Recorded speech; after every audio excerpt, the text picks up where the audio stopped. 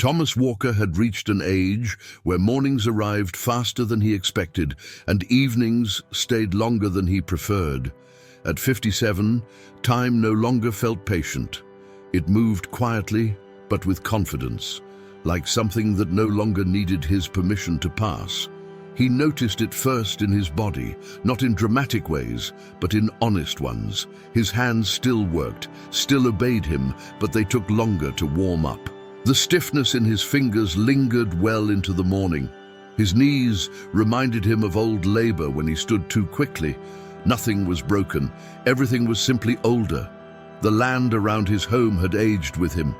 The farm was modest, never meant to impress, only to endure.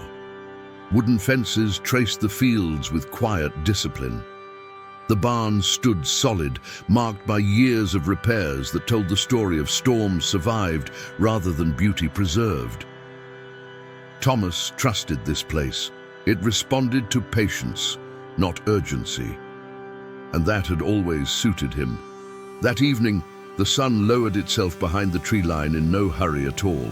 Golden light spilled across the fields, stretching shadows until they touched places Thomas rarely visited anymore. He stood on the porch longer than usual, his hands resting on the railing, his posture relaxed but thoughtful. He wasn't waiting for anything. He was listening. The breeze carried the scent of dry earth and distant rain, a familiar sound, a familiar feeling. He breathed it in slowly, as if committing it to memory. Not because he planned to leave, but because part of him wondered how many more evenings would feel like this. Thomas did not fear death. What unsettled him lived closer to the heart. He feared reaching the end of his life and discovering that his most meaningful seasons had already passed him by. The thought did not come with panic. It arrived gently, settling like dust after a long day. Quiet, persistent, hard to ignore. Behind him, the house remained silent. It had learned that silence years ago. The house had not always been this quiet. There was a time when it held laughter without effort, when doors opened and closed with purpose, when the kitchen filled with small, ordinary sounds that somehow made everything feel anchored. Margaret had done that without realizing it. She carried warmth the way some people carry strength, naturally, without display. After she passed, the house changed slowly, not all at once. Silence crept in the way cold does. Gradually, then completely. At first, Thomas noticed it in the evenings. Later, in the mornings. Eventually, it settled into the walls, the floors, even the air itself. He learned how to live with it. Thomas cooked simple meals and ate them at the same small table they had shared for decades. He kept the place clean, not out of obsession, but respect. Order had always been his language of care. He went to bed early, woke before sunrise. Each day followed the one before it with steady reliability. Discipline had never failed him. What failed him lately was rest. His son called when he could. The conversations were warm but brief, filled with updates instead of depth. Thomas never pushed. He understood the weight of adult life. Still, after the calls ended, the quiet felt sharper than before. He did not resent his son. He resented the distance time creates without asking permission. That night, after the porch grew cold and the sky darkened fully, Thomas moved through the house, turning off lights. Each switch clicked with a finality that echoed longer than it should have. When he reached the bedroom, sleep waited for him, but refused to arrive. He lay staring at the ceiling, listening to the clock speak faithfully into the darkness. Each second landed with careful precision. Time measured, time unbothered. His body was tired. His thoughts were not. Questions surfaced that he had spent months avoiding, not questions of belief, but of usefulness. Had he already given God his best years? Was faith meant to grow quieter with age? Was this season meant to be endured rather than lived? Thomas turned onto his side, then the other. He whispered the prayers he had learned as a boy. Gratitude, protection, thanks for another day. The words were sincere. They were simply unfinished. Eventually, he sat up and placed his feet on the floor. The wood was cool, grounding. He pulled on a jacket, not because he was cold, but because he needed to move. Stillness had become too loud. The door closed softly behind him as Thomas stepped into the night. He did not lock it. He rarely did out here. The land had always felt like an extension of his own responsibility, not something that threatened him. The air was cool but kind. It carried the smell of soil and old grass, familiar enough to calm his breathing almost immediately. Above him, the sky stretched wide and clear, scattered with stars that seemed untouched by human concern. Thomas paused on the steps for a moment, looking upward. He had always found comfort in the sky. It reminded him that his worries, however heavy they felt, existed within something far larger, something orderly, intentional, and held together by more than effort alone. He walked slowly toward the barn, hands tucked into his jacket pockets, boots pressing into ground that knew his weight well. Each step felt deliberate, as though his body understood what his mind had not yet named. Inside the barn, shadows rested patiently in their corners. The scent of hay and aged wood greeted him like an old companion. Tools hung exactly where he had left them. Everything was as it should be. That, too, unsettled him. He leaned against one of the support beams and closed his eyes. The quiet pressed in around him, not threatening, just expectant. For years, Thomas had spoken to God with restraint, respectful, grateful, measured. He believed faith was something to be lived more than spoken, demonstrated through responsibility rather than words. But something in him shifted that night. "Lord," he said quietly, his voice low and steady, "I don't know what you want from me anymore." The words landed heavier than he expected. "I've tried to live right," he continued. "I've worked. I've stayed faithful. I've done what I knew to do." His hands tightened slightly in his pockets. "But time feels different now, shorter, and I don't know if I'm waiting for something that already passed me by." He stopped speaking, not because he had finished, but because he had nothing left to defend. The barn did not answer. The night did not rush to respond. Thomas opened his eyes and looked around, noticing details he had overlooked for years. The grooves in the wood, the way moonlight slipped through the slats, the dust suspended in the air like small, patient witnesses. Silence remained, but it was no longer empty. Thomas left the barn and walked farther into the field. The grass brushed softly against his boots as he moved, bending without resistance. The moon hung high enough to cast long, thin shadows across the land, shadows that stretched farther than the objects that created them. He thought of years the same way, longer behind him than ahead. The thought no longer frightened him the way it once had. It simply followed him now, steady and persistent, like a companion that refused to be ignored. He stopped near the old oak at the edge of the property. Its trunk was thick, weathered, scarred by storms that had long since passed. Margaret had loved this tree. She used to stand beneath it in the evenings, one hand resting on the bark, as if listening for something deeper than sound. "It looks like it learned patience from God," she once said. Thomas had smiled then, not realizing how much that sentence would one day matter. Now, standing there alone, he placed his hand against the tree, just as she used to. The bark was cool, solid, alive in a way that did not rush to prove itself. Something inside him loosened. "I don't need more time," he said quietly into the open night. "I just need to know I didn't waste what you gave me." The words felt complete, honest, free of negotiation. For a long moment, nothing happened. Then the wind shifted, not sharply, not suddenly, just enough to stir the leaves overhead and move across his skin with gentle authority.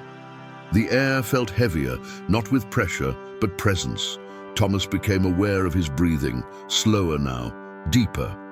His heart did not race, it steadied. A warmth settled in his chest, unfamiliar yet unmistakable. not emotion exactly. Something deeper, something that did not need explanation to be understood. He closed his eyes, and memory came to him, not as regret, but as revelation. Moments he had dismissed as ordinary returned with quiet clarity. Teaching his son to hold a hammer correctly, choosing patience when frustration would have been easier, staying when leaving felt justified, listening when silence felt uncomfortable. None of it had felt significant at the time. Now it felt deliberate, purposeful, as if a voice, calm, firm, unhurried, spoke not through sound, but understanding itself. Your season has not ended. It has only changed. Thomas's knees weakened. He reached for the tree, steadying himself as tears rose without warning. They came gently, without shame or resistance. The kind of tears that arrive when something long held finally finds rest. Then, without drama, without thunder, the night changed. Thomas opened his eyes. For a moment, nothing looked different. The oak still stood firm beside him. The field remained still, the sky unchanged. He wondered if what he had felt was simply exhaustion, finally loosening its grip. Then he noticed it. Light, not moonlight. It came from behind him. Slowly, Thomas turned. Across the field, the old barn stood illuminated, not harshly, not all at once, but steadily. One light, then another. Soft yellow bulbs glowing along the side of the structure, casting warmth onto the ground that had known darkness for years. Thomas's breath caught. Those lights had not worked in a very long time. He knew that with certainty he had tried to fix them more than once. Replaced wiring, checked the switches, stood right where he was standing now and accepted that some things, once broken, stayed that way, yet there they were, whole, reliable, unafraid of the dark. He took a few slow steps forward, as if sudden movement might break the moment. The lights did not flicker, they did not fade. They held their place with quiet confidence, and with them came understanding, not as instruction, not as correction, but as assurance. What Thomas had believed to be an ending had only been a dimming, a season where God was working beyond his sight, not beyond his reach. The miracle was not the electricity, the miracle was timing. God had waited until Thomas was ready to see light differently, not as proof of strength, but as confirmation of faith. Thomas felt laughter rise in his chest, surprising him as tears followed again. He covered his mouth briefly, then let both sounds exist together. Relief and gratitude tangled in a way words could not organize. "I see," he whispered. And for the first time in many months, he meant it fully. Thomas stood there longer than he realized. The lights remained steady, unbothered by his attention. They did not demand interpretation. They simply existed, present, reliable, sufficient. The night air felt gentler now, as if the land itself had softened. He noticed his breathing had changed, slower, deeper, no longer searching for relief. Age had taught him many things, but this moment offered something new. Not the removal of uncertainty, but the restoration of trust. He understood then that fear had been shaping his thoughts quietly for months. Not fear of God, and not even fear of death. It was the fear of being finished, of having nothing left that truly mattered. But faith did not measure life in remaining years. Faith measured obedience, stewardship, willingness, and those things had not left him. Thomas turned his face upward, not searching the sky this time, but acknowledging it. He did not ask for more signs. He did not bargain for clarity. What he needed had already been given. "Thank you," he said simply. The words carried weight because they were complete. As he walked back toward the house, the path felt different beneath his feet, familiar, yet lighter. The questions that had followed him into the night no longer pressed for answers. They had been answered in a language deeper than explanation. Inside, the house greeted him with the same quiet. But it no longer felt empty. It felt rested. Thomas removed his jacket and placed it carefully over the chair. He moved through the rooms with the unhurried confidence of a man who was no longer racing time. When he lay down, sleep came quickly. Not the shallow kind, but the deep, restoring kind that only arrives when the soul has made peace. Outside, the barn lights continued to shine into the night, not for display but for guidance. A reminder that light does not always come when we demand it. Sometimes it comes when we are finally ready to trust it. Morning arrived gently. Sunlight filtered through the curtains without urgency, touching the room the way a careful hand might wake someone who had carried too much for too long. Thomas opened his eyes and lay still for a moment, listening. The clock ticked, as it always had. The house breathed quietly around him. Everything looked the same, yet nothing felt heavy. He rose from the bed and stood, noticing the familiar stiffness in his joints. But it no longer spoke with authority. It was simply information now, not a verdict. He dressed slowly, deliberately, and made his way to the kitchen. As the coffee brewed, he looked out the window toward the fields. The barn stood in the distance, solid and patient. The lights were off now, as they should be in daylight, but their presence lingered in his awareness like a promise already kept. Thomas took his mug outside and sat on the porch. For years, mornings had felt like reminders of what had passed, of what remained uncertain. This one felt different. It did not demand urgency. It invited intention. He understood something clearly then. Time had not been running away from him. It had been walking beside him all along, waiting for him to stop measuring it in fear. There were still responsibilities ahead, still work to do, still days that would test his patience and nights that might invite quiet doubts back in. Faith had not removed the weight of living, it had simply restored direction. Thomas knew now that purpose did not expire with youth. It deepened, it refined, it learned when to speak and when to stay. Later that morning, he would call his son, not out of worry, but presence. He would tend the land with the same care as always, but with renewed stewardship.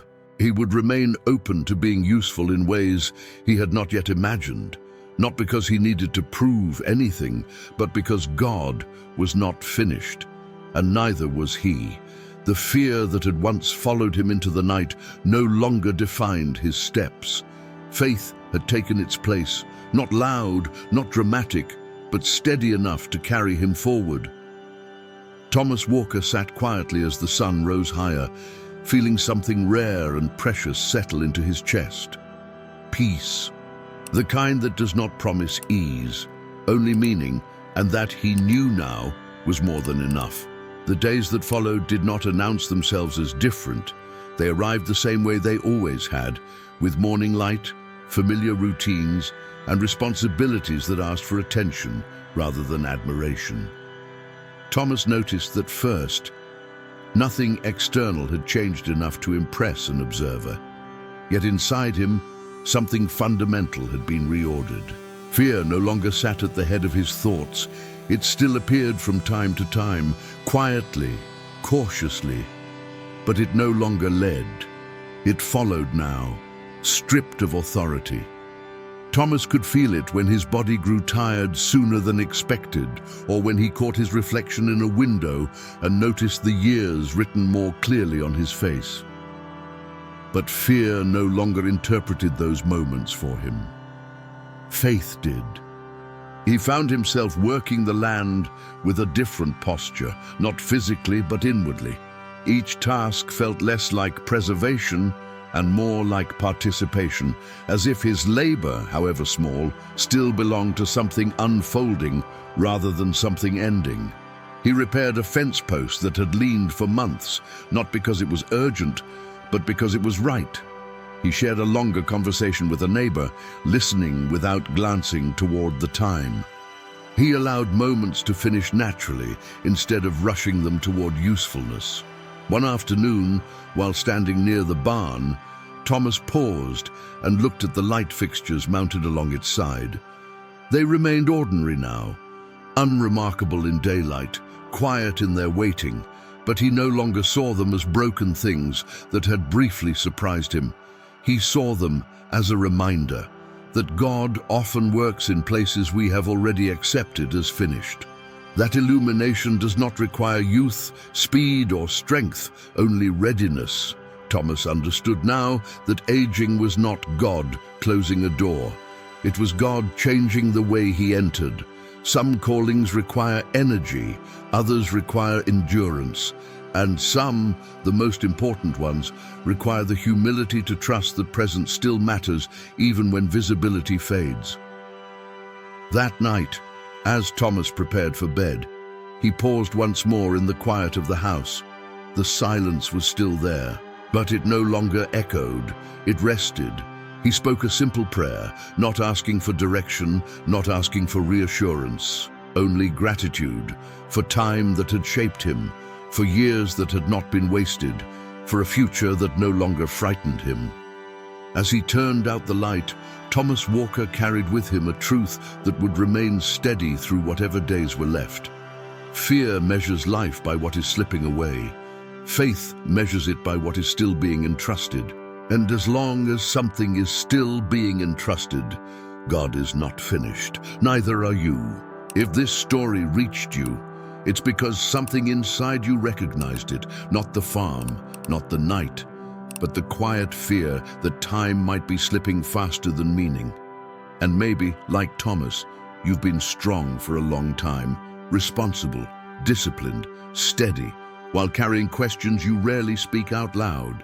Questions about purpose, about seasons, about whether God still has something unfolding for you. These stories exist for that moment, not to rush you, not to fix you, but to remind you that faith doesn't expire with age, it deepens. If you want more reflections like this, stories that bring calm, clarity, and quiet strength, make sure you're subscribed to this channel. It tells the algorithm this space matters, and it tells you that you're choosing intention over noise. And when this video ends, don't leave just yet. The next story on your screen explores another hidden season of life, one where God works most powerfully when everything feels delayed. It's not coincidence that it's waiting for you. Let it continue.